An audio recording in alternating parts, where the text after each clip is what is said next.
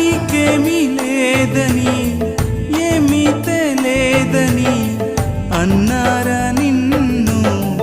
అవమానపరిచారా తలరాత ఇంతేనని తరువాత ఏమవునోనని రేపటిని గూర్చి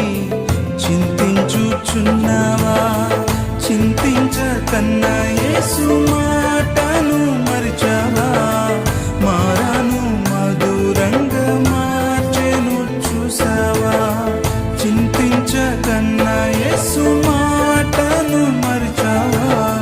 మారాను మధురంగా మార్చెను చూసావా కన్నీరేలమ్మా